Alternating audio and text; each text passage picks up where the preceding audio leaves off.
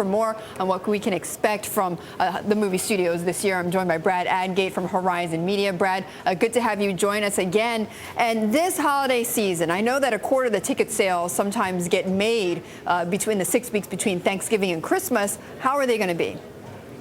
Well, I think they're going to be pretty much flat, the same as last year, which isn't a bad thing. Last year, Hollywood had its greatest season ever in terms of box office receipts with $10.6 billion.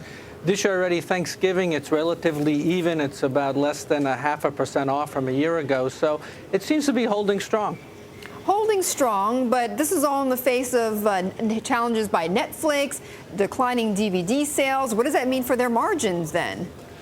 Well, I think, any movie that opens up hopes to break even, in the theaters once they get through all the production costs and marketing dollars. Where they really make their money is in the aftermarket, particularly DVDs. And that's kind of an evolving business right now. Last year marked the first time that more people spent money in movie theaters than on DVDs since 2002. And of course, now people are coming up streaming movies at home rather than buying DVDs, whether it's Netflix or Amazon, or Apple TV, Google TV. A lot of things have to be worked out. Well, what do the studios have to work out then?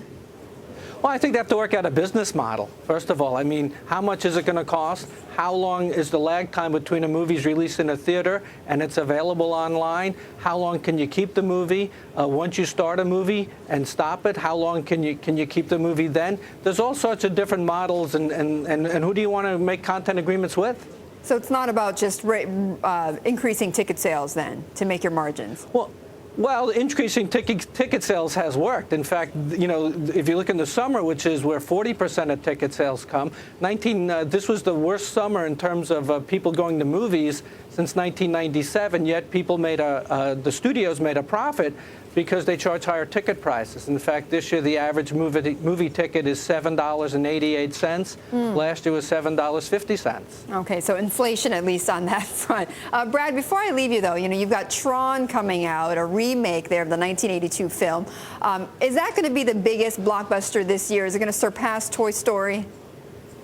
No, I think the movie that's going to be really popular is I got to be careful. I say this, The Little Fockers. I think, anytime you get Ben Stiller and, his